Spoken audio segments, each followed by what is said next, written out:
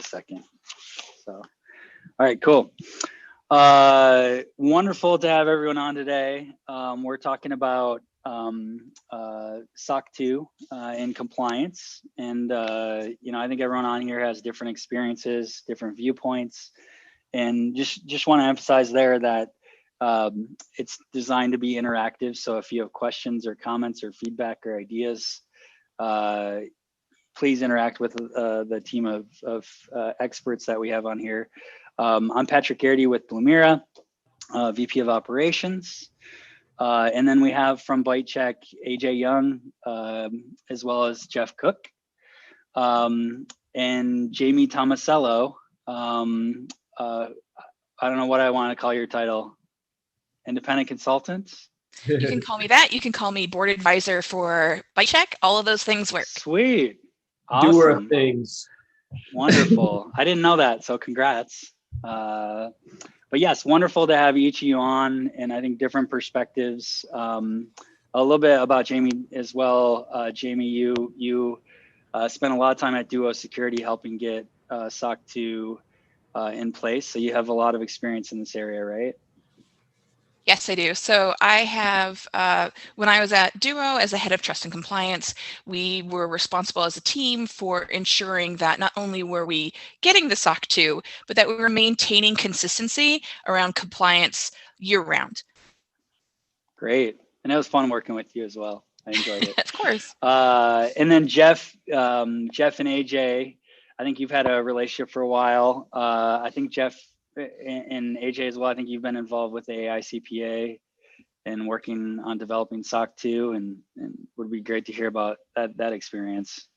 Yeah, Patrick, I'm the traditional CPA that moved into IT auditing and SOC 2. So I used to do financials and all that kind of stuff and said, nah, let's do something more interesting. So shifted over into IT auditing and SOC 2 and all that kind of stuff. But throughout that process, I kind of worked with the AICPA on a lot of stuff. So yeah, I did help out with the SOC 2 guide that came out a couple of years ago, and still work with them to this day. But that's where AJ and I met, not through the AICPA, through our previous employer though, and we worked on a lot of SOC 2s together. And AJ, I'll just hand it to you. Sure. Thanks, Jeff. Thanks, Patrick. I'm AJ Yawn, like Patrick said, co-founder and CEO of ByteChek. Just rocking the Blumira hoodie to support the great Blumira team here. My background is cybersecurity career. Started in the Army, 6 years there, and then got out as a captain, and then went and worked in the SOC 2 space for about 3.5 or so years there with Jeff Cook. And while there, we learned a lot about SOC 2 and are excited to share some of our learnings and what we brought here to ByteChek as well, and what we're building around that. Awesome. Yeah, I think a little bit of context as far as like how we've come together. I worked with Jamie right at Duo, and came to Blumira about a year ago, right? And I think originally we started to look around in the compliance area where we have some customers that were asking, hey, do you meet GDPR compliance? Do you have a SOC 2? Is where it started. And I mean, the first person I reached out to was Jamie. And Jamie said, hey, you got to go check out this newer startup, ByteChek, that makes this really, really easy for context there. So yeah, curious, similar to us in a startup world, right? Like how do people come across the requirement or make a decision that, hey, we really should be doing SOC 2? And why is that particularly important for most organizations? Yeah, I think that's a great question, and I think our different perspectives are going to be great here. So I'll kind of talk about how we see it from our perspective of where people come to us and why, and then Jamie, I would love to hear from your perspective on the customer side. How does SOC 2 normally come up, and even you, Patrick, as well. So what we normally see is organizations begin to get asked about security. Someone is knocking on the door and wants to know, how are you doing things internally? How are your practices set up? If we were to put our data into your system, what does that mean for us as an organization? And in the US, SOC 2 is that normal first step there, a way to prove that you're secure, prove that you're secure in your environment, which is an interesting thing because of how SOC 2 is looked upon once you get it. But That's usually how we see it. If someone has knocked on the door and asked if they need a SOC 2, it's not. Most of the time, it's not a proactive thing. Very rarely, it's a proactive thing. It's generally a reactive to a customer demand. What have you seen, Jamie? So from my perspective, I've seen it from both sides, right? Both being a security service where customers were asking, hey, do you have your SOC 2? But also as a security service who needed to vet their own vendors from a security assessment perspective. And one of the requirements that we have, and it's also as part of our own SOC 2 assessment, is are you asking for other SOC 2s and are you doing more holistic security assessments of your vendors or third parties. So I've seen it both in customers asking through the sales cycle. I've seen it come in as specific clauses that they've requested in contract. And then we've seen it as part of our discussions in vendor security assessments asking for, do you have evidence of your SOC 2? Essentially, the controls that you say that you've completed in your security questionnaire, have you had a third party validate those? And I'll add a little bit of that CPA color here, Patrick. First, I'll say the AICPA over the years has done a hell of a job marketing and creating a market for SOC 2. But also, it's that whole perspective of the public, right? Like the CPA has always been a trusted advisor to the public, and that's part of when you become a CPA. You almost have like an oath, if you want to call it, that you're going to protect the public trust, and that's where having these reports signed by CPAs is, I think, gives it a little bit of, reputation out there in the marketplace as something that can be trusted, because these individuals who sign these reports are essentially putting their licenses on the line in order to sign them. So that's kind of my perspective from the CPA angle. Sweet, I think that's good. And I think on my side, on the vendor side, both being through Duo, I think the major difference Duo, if you're talking about 8 years ago when I started there was less emphasis on compliance in the SaaS space. GDPR didn't even exist, right? Some of the federal regulations that have come out around CMMC and other areas as well. And so I kind of look back at that experience. We entered into Europe without GDPR existing, for instance. And so, yeah, I think the dynamics of the market have changed a lot since then. Definitely have matured as well. On the Blumira side, I think having a lot of financial customers, we were driven to go down the PCI compliance side really early on, even before I came here, which I think was really exciting to see, because most organizations at that maturity aren't even thinking about these areas and thinking about security in the way that the engineering team had. But certainly as we've gone to market and started to scale really fast, and you look at entering in new markets, right? More and more people start asking, hey, do you have a SOC 2? Making sure that you have controls aligned with a SOC 2, and then further starting to look at expansion into areas like Europe, where it requires more stringent requirements around GDPR, are certainly big things top of mind for us. And so I think that's the third party side. I think that's part of the topic today here is, I think, the other side of the fence, right? Which is how an organization looks at their third party vendors and takes into consideration, hey, do you have a SOC 2? Is that the end all be all, right? I think is a lot of what we're going to be talking about today. So curious from a third party viewpoint, when you're looking at doing vendor assessment, for instance, and I think Jamie, you were in this position at Duo on that side of the fence as well. I'm curious to hear how you start looking at your technology partners and your vendors as it relates to both security and the compliance frameworks like SOC 2. Sure. So I think one of the places that you really need to start is asking some basic business impact and privacy impact questions. Essentially, where is this vendor going to be sitting? What type of data is the vendor going to be having access to? What type of access to systems are they going to have access to? And then you can really get a sense of what are the things that we need to see? Where do we have some leniency as it relates to risk? But being able to have a really full picture of the maturity of the vendor that you're using. This doesn't mean you can only use mature enterprise level vendors. There are opportunities to use startups that may not have formal SOC 2 or PCI or an ISO certification, but really getting a good sense of what are the different controls that they have in place, how are they utilizing it, and most importantly, at least for me, is how are they doing this in a consistent fashion? It's great for somebody to be prepared for an audit. They have a piece of paper, and then the next day they stop doing things, or they don't really care about it until audit cycle comes around. AJ, Jeff, your thoughts? Yeah, I'll go first if you don't want to go, Jeff. But yeah, it's the consistency part, Jamie. It's that part that you should be looking at is are these practices that are real? And I can't say it any more or clear than that, because you can get a SOC 2, you can get a compliance report without really doing much. You can figure out some things to do to kind of pull the wool over your auditor's eyes if you're slick enough.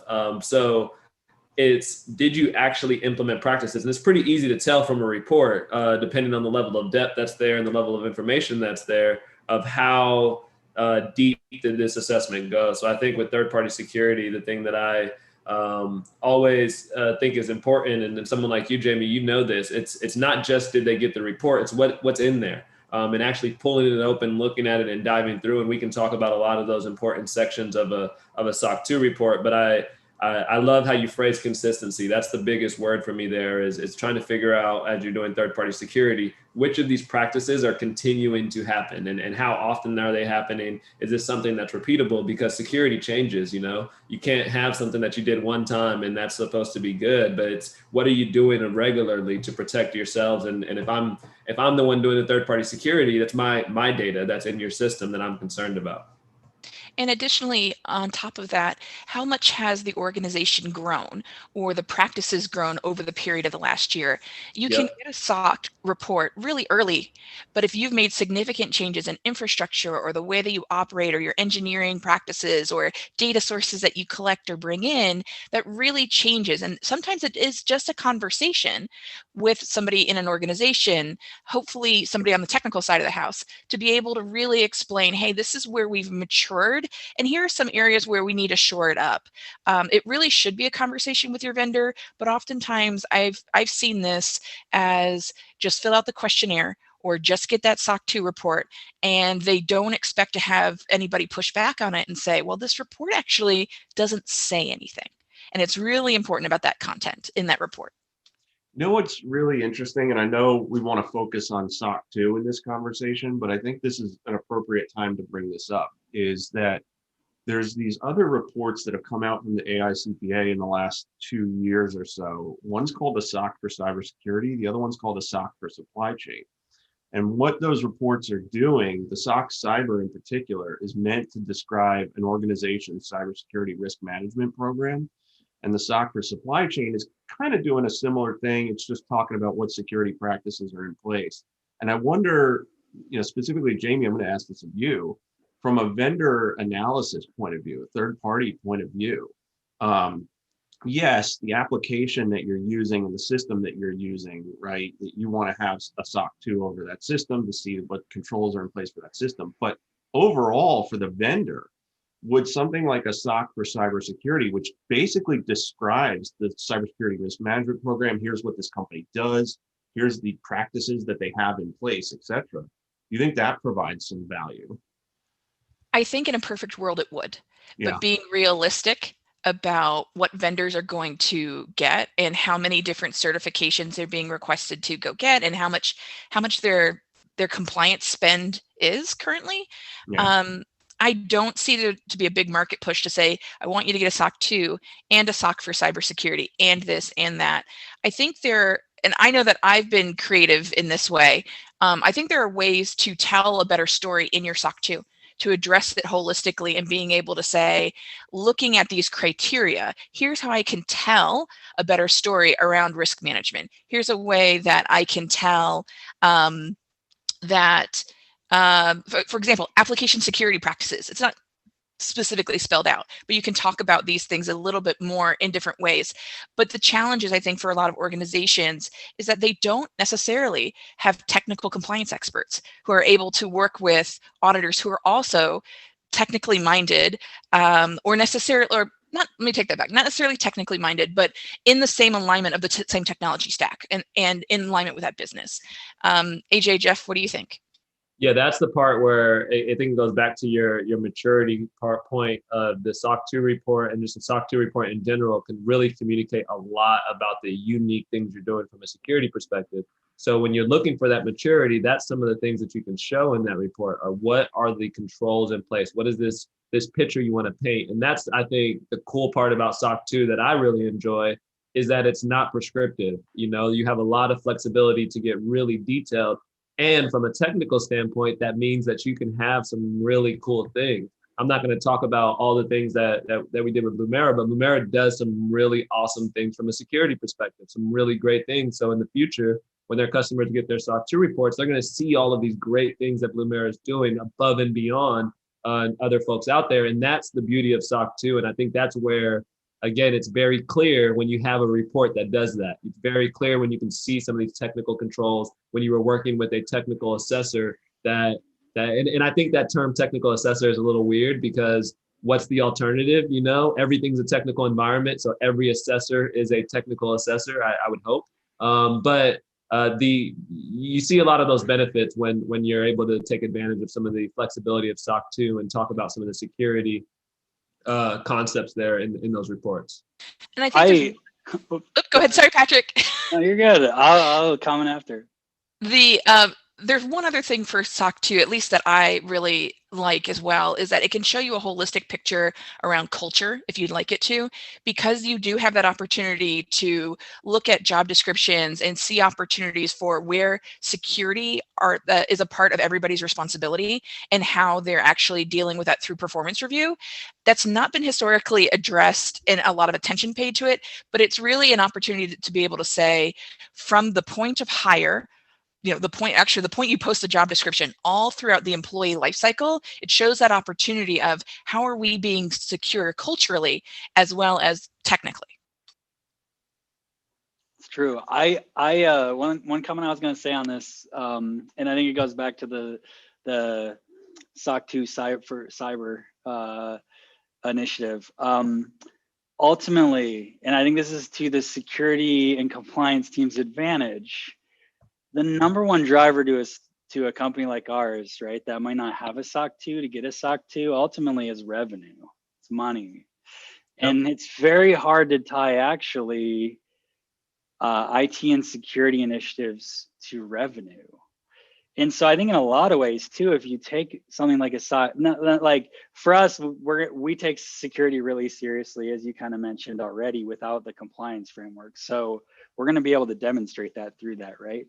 But I think for a lot of organizations that don't have the right security controls in place, don't have fundamental security controls, and the leadership hasn't given them the money to go do it right, these also end up being a time where, like, hey, I need this technology so that we can fulfill our SOC 2 requirements or PCI requirements or other things, can be a significant opportunity for actually the IT and security teams to have a seat at the table and get more budget for the things they should actually be doing.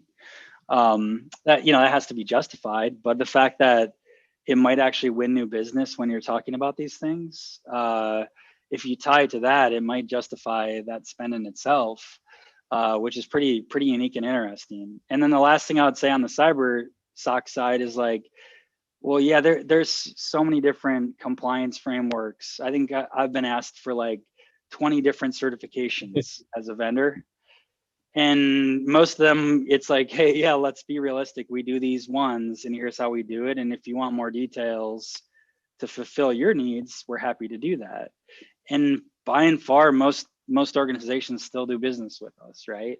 Because they see that we actually have the right controls in place. And we have been audited by third parties, which is a big part of what I think, Jeff, you mentioned earlier. So it's good. Use it to your advantage, is what I would say. Always.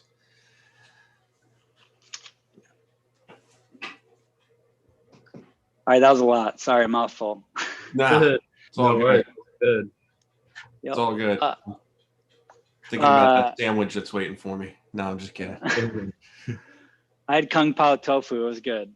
Nice. So, hey, so a little bit deeper, right? So an organization is looking at a third party. They start to dig in. They don't have a SOC 2. They don't have other compliance frameworks. What do you suggest they do? Because I think I have seen, for instance, organizations literally just go, I guess we just can't do business with you, right? But what is the right way from a vendor management perspective to make sure that they have the right controls to be doing business with? Yeah, I think you want to go, Jeff? No. Go ahead.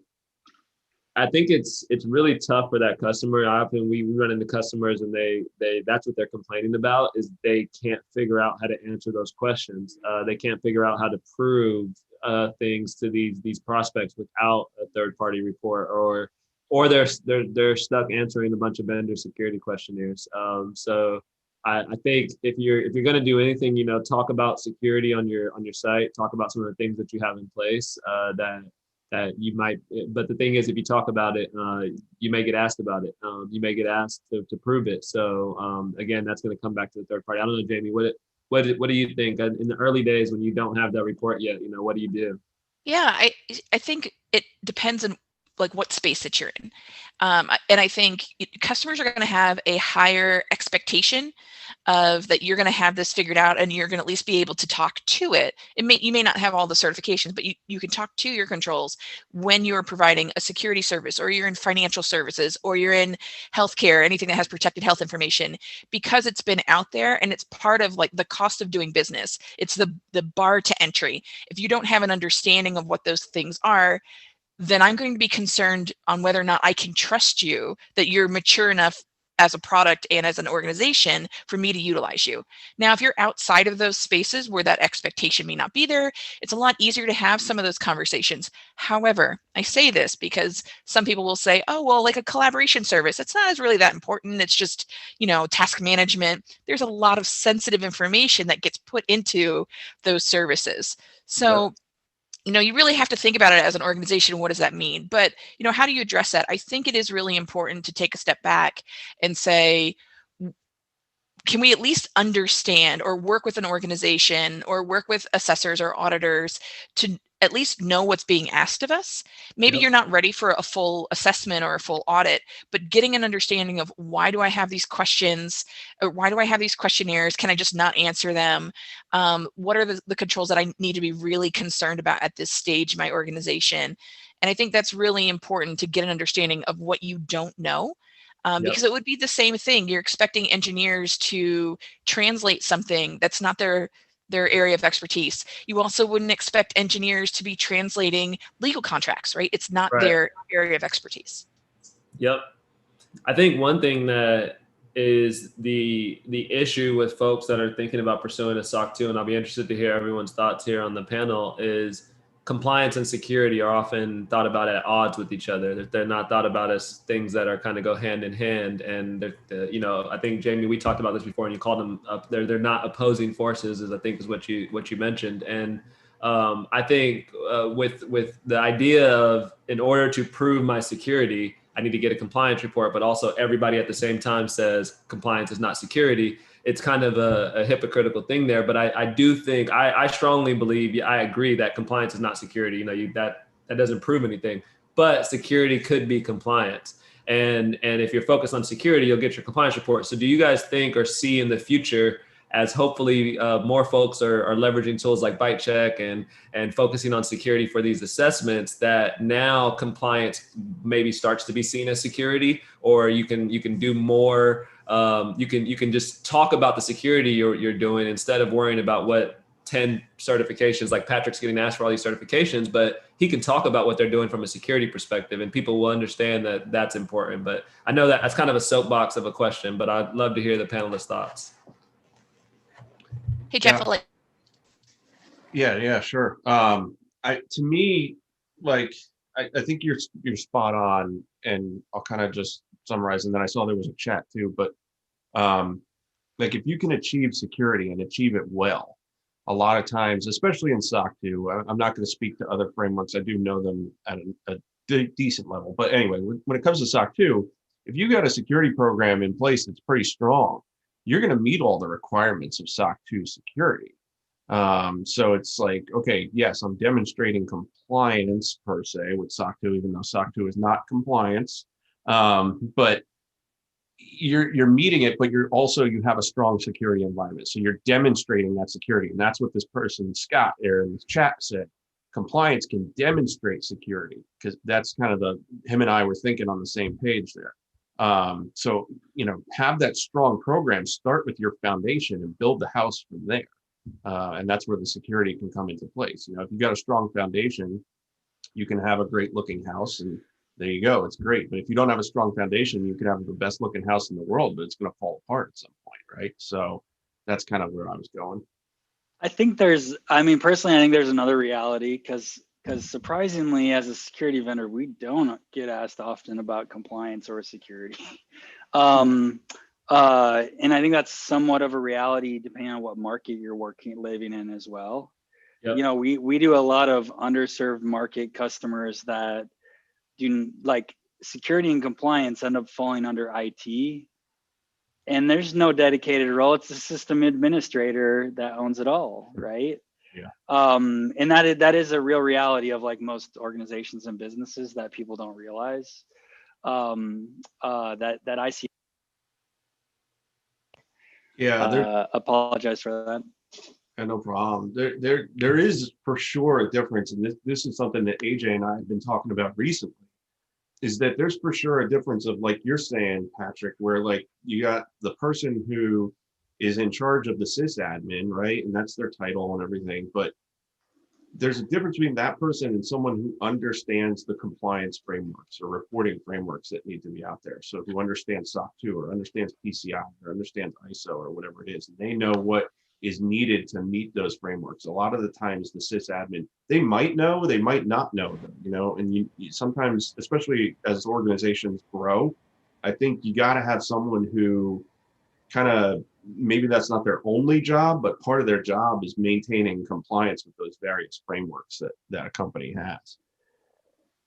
Yeah, and I think on the, like that, I kind of mentioned on the sales side, right? I think that's what goes back is in the sales, they're like, oh man, we need this to win this deal. So they just go to the IT person. They're like, make sure we check that box. Yeah. And it is, sometimes getting into it, like most our customers value security.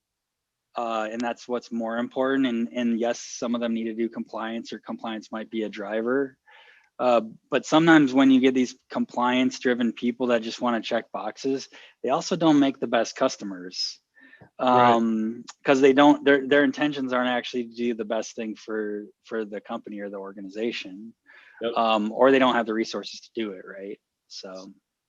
And Patrick, I will say the same thing. I mean, we're saying, not all organizations have a resource that could be dedicated to compliance. To what you're saying, if you only have a compliance-driven resource, they're not going to be making decisions for the organization. That's the right decision either. I think It's really important, and this is where I'm maybe a little bit different than some folks who are traditionally in compliance or have thought about compliance. It's really critical that somebody who's representing compliance within the organization is really there to explain, like, the spirit of the framework, the spirit of the control, why it exists, what does it actually mean, but really empowering the organization, specifically the engineers and the admins and those who are closest to the technology on figuring out the how. I have seen situations at other organizations where a compliance person dictated the how in technology, and it actually introduced more risk to the organization because they didn't have a full understanding of the technology that was in place or how the business operated. So it's something to be really mindful of. Yeah, I think that's so important, Jamie. I think I found organizations that have had the most success in going from no compliance framework to whatever report are the ones that get the engineers involved and have them involved in the conversations of how. And it's that when you have that siloed compliance manager, they're now having a conversation with an auditor about how they're going to change architecture to meet some requirement. And they don't even know what the architecture is. They don't even understand what that thing that they're promising, how it's going to impact the business. Because sometimes if you make a wrong architecture decision, you might impact the business and how the business can be delivered. So I've always found that when we're going through this process, talking with people that are as close as possible to the engineering resources, or the compliance manager being that knowing the engineering, like you said, knowing the spirit of just the organization. How does change management currently work? Because you can't just come in and say you're going to do all these things if there's already these gates in place. There's already these tools that are being used to test, to approve, and all that good stuff. So I think it's a really important point that I hope it continues, where we get this compliance as code mentality where more engineers are being involved in the compliance process. And it's less about having a compliance manager. If you have engineers, then you should have compliance personnel. If we're really thinking about what compliance is, you should be doing it at that level. It should be the people that are writing the code for your application should be considering compliance as the whole DevSecOps model, which I know this is not about that, but that was just a really good point, Jamie. And looks like we have a really good question in the chat around, Emily asked, what are our thoughts around vendors relying on the cloud SOC reports instead of their own controls? And that one is just like, it's just a huge, people think that they can do that, but the problem is there's the shared responsibility model. The shared responsibility model says there's a certain line there, and I'll let there's a lot of smart people in the panelists that I'll let dive into that. One quick example is just security groups on AWS. You're not, as soon as you use AWS, if you spin up an EC2 instance or a server or virtual machine, whatever you want to call it, on AWS, the security group is going to allow unrestricted access over port 22 by default. That's what AWS does by default. So if you don't fix that, the cloud controls won't help you. Some of those cloud controls are not going to be relevant to your entire environment. The ones that are relevant are the physical and environmental ones. But I'll let anybody else talk about that whole mentality of vendors relying on their cloud SOC reports instead of their own controls. Yeah, that's whenever I do a lot of presentations on SOC 2, and one of the slides I put in the back of that presentation is common myths and misconceptions about SOC 2, and this is one of them, because exactly what AJ said. If you're using, let's say, AWS or GCP or Azure, they're hosting your data, they're hosting your application. But when you look at a SOC 2 report and the criteria that's required in that report, there's still a lot of criteria that are specific to your organization, right? I mean, look at the CC1 series alone, or even CC2, which CC1 is around the organization itself. What's the board oversight of the control environment? What's management's oversight? How do you hire employees? How do you terminate employees? Those kinds of things. What's the cycle for determining if employees are doing their job? That's all in those. And then CC2 is all about communication. So how do you communicate to your customers, your controls? How do you communicate internally what people are supposed to be doing, or what security measures are supposed to be in place? Those are the kinds of things where just because you're using AWS, you can't answer those questions by using AWS. You have to answer them for your organization specifically. So that's a long answer to kind of summarize. There's just too much information in a SOC report that's specific to your organization. Just by using SOC 2, you can't eliminate it. There's really only, kind of tagging on here, AJ, what is it? I think 3 or 4 criteria that you can meet and that is if you include availability that you're meeting with AWS. So the rest of them, I mean, are you all need your own stuff. So that's a good question, Emily. I'm glad you asked it. And I've had conversations with organizations when I go to their webpage and it has a security section, and then when it talks about SOC 2 and that they have a SOC 2 or they have ISO or whatever, or they said our data centers or our cloud hosting providers have that. The first questions that I end up getting on the phone and asking about, I don't even have them fill out a questionnaire. I ask to talk to them and say, so let's talk about access control and change management. Because usually that's where I see a lack of controls. Or a lack of consistency there. And then, then we can start talking about also about, okay, well, what about data handling and data management, and then incident response? And by the time we get to incident response, I already know that they're not where they need to be, and that they were just trying to respond to a customer's request of, so you have SOC 2 or you have SOC in some way. I do appreciate that they're using vendors that have been assessed. I mean, credit there. But it is something to be it is something that as somebody in compliance or in security, it's a trigger for me to ask more questions when I see that on a website. Yeah, I think it goes back to the vendor question to ask. I'm guilty of this. I kind of laugh, but the early days of Duo, right? People would come and ask for certain compliance requirements, and this was 8 years ago, right? And yeah, they literally say, "Hey, we need you to be." I'm not even sure if SOC 2 was around then, but maybe it was SOC 2. Yeah, and they say, "Hey, we need SOC 2 requirement. Do you meet SOC 2 requirements?" To be like, well, we're hosted on AWS and they have a SOC 2, and literally they would just take that answer, check their box, and move on. Yeah. And we weren't being dishonest, right? We were communicating, but I think really, Jamie, what you said is like, questions can be answered in a lot of different ways, and you have to ask intelligent questions to make sure they have the right controls. Yeah. And you have to be specific. And I do think that just because you move to cloud infrastructure doesn't mean you're secure. Yeah. I mean, we see time and time again, people misconfigure things. The default configurations aren't actually secure by default. Yeah. All those sorts of things. And I'm going to do a quick product pitch. One of the areas we help is continually monitoring for misconfigurations and threats across on-premise and cloud infrastructure. So that's my product pitch for the day.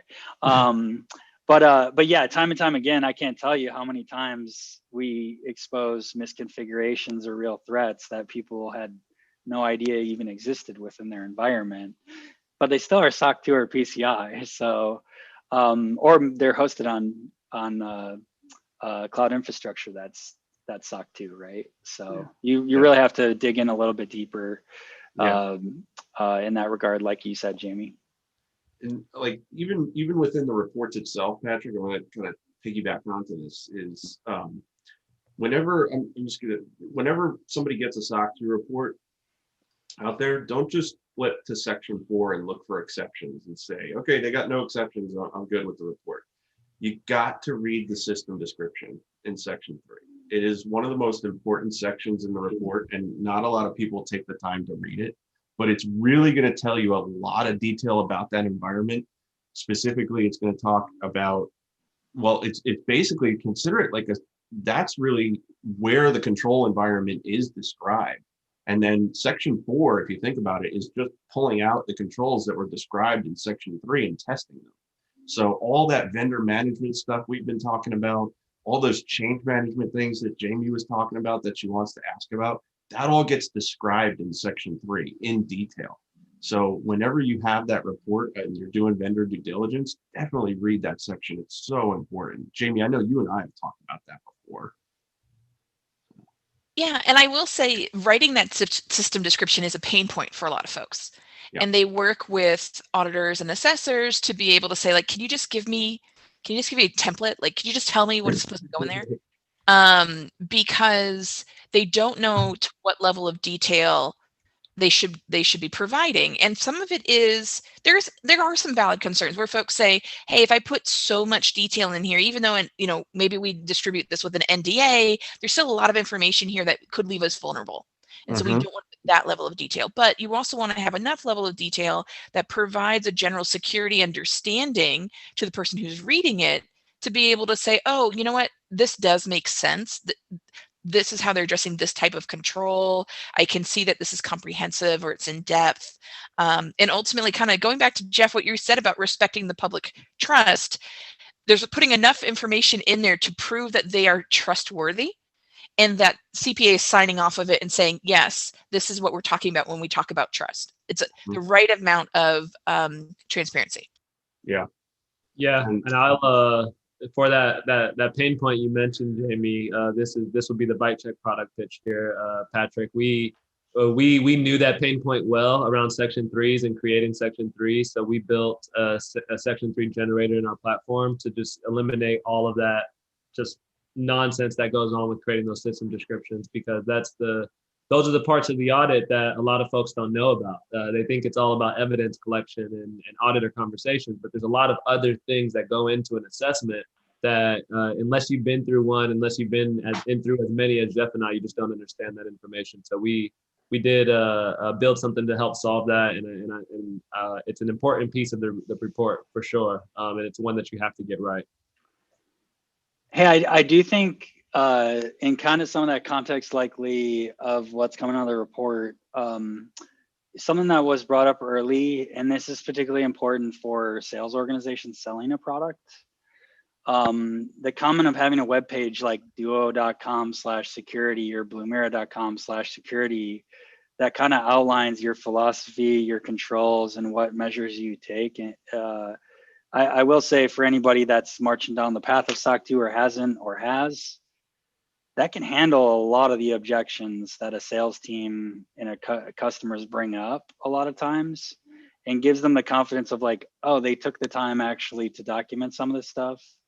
That means they likely take this more seriously. So if you are on the vendor side with a product on SOC 2 or not have a SOC 2, that is one thing to think about, is being confident in the controls you have in place and then talking a bit about them. You don't have to go to extensive detail, but it is a significant way to build trust with people as well, and being transparent in that regard. Yep. And Patrick, you mentioned earlier about how kind of Blumira helps to identify misconfigurations and things like that. And I think that's so critical in what we're talking about from the third-party security and compliance space is if you're a new organization and you're going down the SOC 2 path, you have to consider automation. You have to consider using tools to eliminate a lot of the manual aspects of these things. And it's not just because of the pain that it causes you. Yes, it's a lot of pain to grab screenshots, but it's for the technical accuracy. Using tools like you mentioned your tool, Patrick, like Blumira that does these things. That's important because it's hard to do that as a human. It's very difficult to get that type of insight, visibility, and then be able to take actions as just one person staring at a screen all day.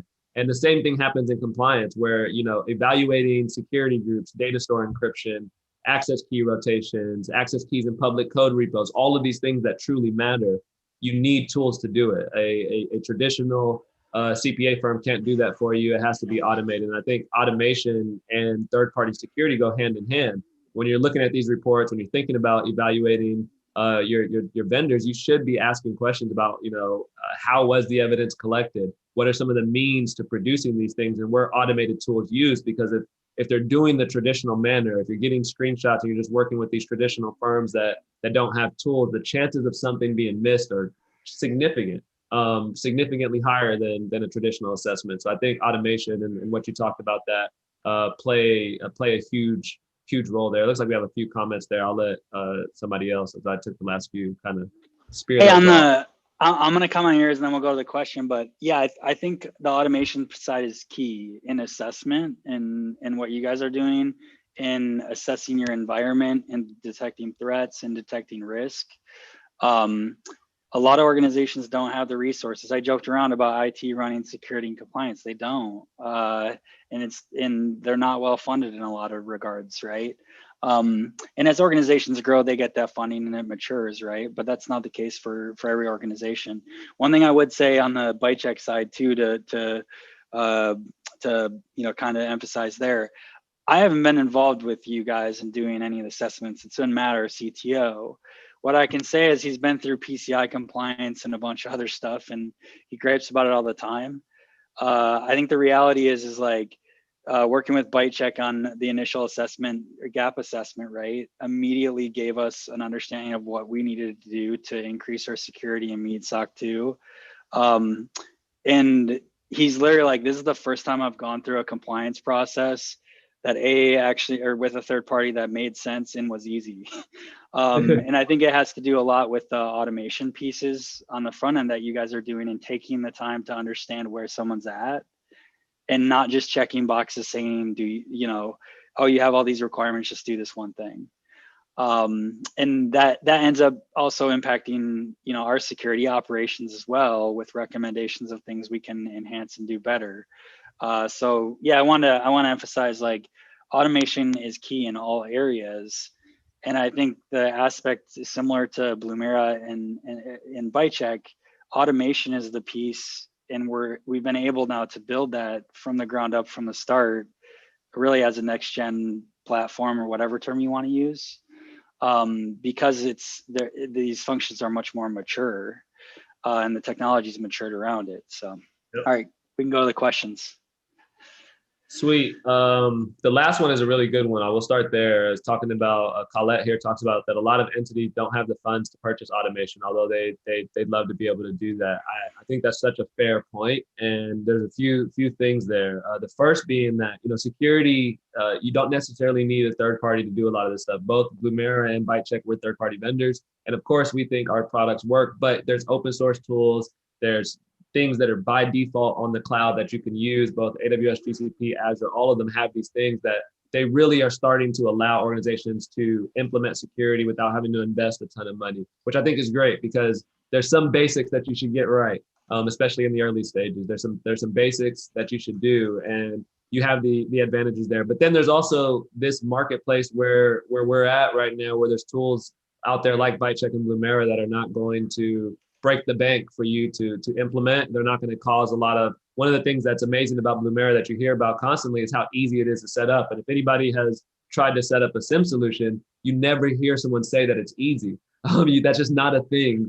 Especially if you know some of the other vendors out there, they're not easy to set up at all. So being able to take something that's normally very complex, takes hours and days of your engineer's time, but you're able to use a third-party tool like the ones we're talking about, to set up quickly, but also in a cost-efficient manner. We're startups, so we understand for sure where those entities are coming from. It accelerates you. I read something the other day. It said external expertise multiplies exponentially internal expertise, and I think it's the same for these tools. Is where tools like this are going to exponentially multiply your capabilities internally. That the ROI is great there, but there are ways that you can implement automation without spending a bunch of money. I think that's the point that a lot of people, the first thing they think about when it comes to security automation is this is going to be costly. This is going to cost so much money, but the security community is great. It's just a great community where there's a lot of people that truly care about security, that are producing tools, whether open source or otherwise, that can help you out. And I would encourage folks to look at that. That's my point to that, the cost question. Anybody else have anything? Yeah, I think there's a misconception that automation leads to complexity and requires more expertise. When it's done right, it actually should make it accessible to everyone, and it should drive down costs. And I mean, that's one of the things that Duo likes, and that's one of the reasons I came to Blumira is like, before Duo, two-factor was complicated and expensive, and most people couldn't deploy, and it wasn't accessible. You had RSA and Vasco and tokens, right? It just sucked. And so I look at those things where it's like, well, yeah, we got a deployment time for 10,000 employees of like a year down to like literally 10 hours, right? And doing that at a more effective cost point. The technology is evolving so quick that's where everything is continuing to consolidate and go to. And I think you have to find the vendors that are aligned with that, and helping more or less democratizing functions and security operations and compliance. And so I think there's a combination of like, yeah, there are a lot of vendors that are misdirected, or they're really focused on enterprise, and that's okay. You really, if you're claiming money is the issue, then you got to rethink your strategy of who you're working with partner wise. On a similar point, as you're talking about, automation leading to simplicity, I think the same thing. A lot of people think that compliance has to be complex, or that compliance has to be painful. And I think historically it has been, because you get in a rut. But if you start thinking about, if you don't even go, I try not even go in a room and talk about the word compliance, and just like throw it to the side and say, like, when we're talking about security, honestly, when we start talking about criteria and controls, we're talking about operational improvements. And it's a lot easier to show the return on investment for operational improvements as it relates to efficiency in business, or freeing up your engineers, or all of these different things. And when you change the frame of how you think of things, you can find budget, but you can also, you'll have more buy-in. People don't like to buy into compliance initiatives because they carry that baggage of, this is a painful thing. It's never a positive experience. So Yep. don't do it for compliance sake. Absolutely.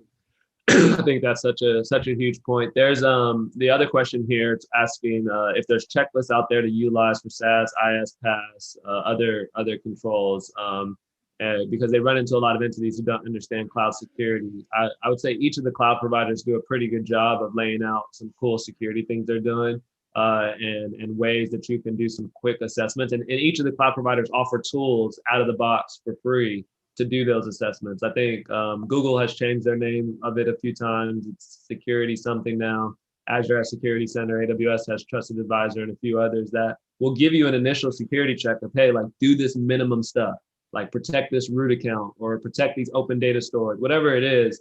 They lay out those minimums. So yeah, the information's out there for folks to use to do some of the basics. And again, I would look for organizations. Like, one of the cool things about Blumira that's very similar to ByteChek is we both give away information pretty freely around what to do and how to fix things. So don't be afraid to start poking around people's resources libraries to learn about the details, because the same of democratizing automation, we democratize information too in the security space, both of us. And it's I think leveraging that type of information is the way that these entities that don't quite understand it yet, you can get some of the free information out there from cool security vendors, because there's a lot of us out here that just truly care about security. I think on that note too, I think there's, when I first came here, heavy engineering team, and there's like, we don't want anyone to know our secrets.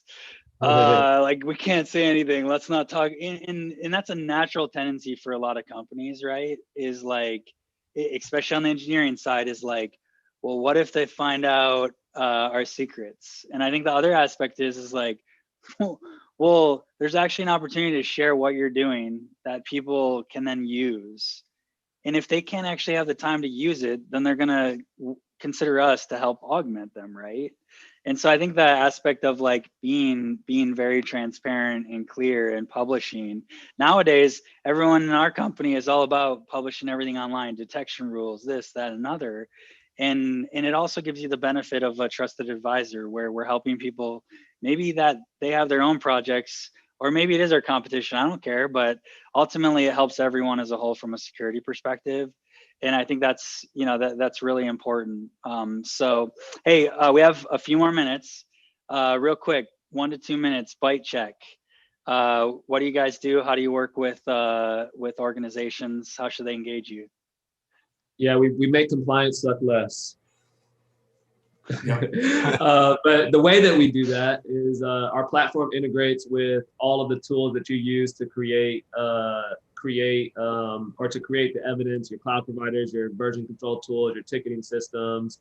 And we go and collect the evidence automatically, pull it into our platform where you can use to monitor your control environment. Your auditors can use it to perform testing. You can use it to onboard employees the right way and help them acknowledge information security policies, complete training, and all that good stuff.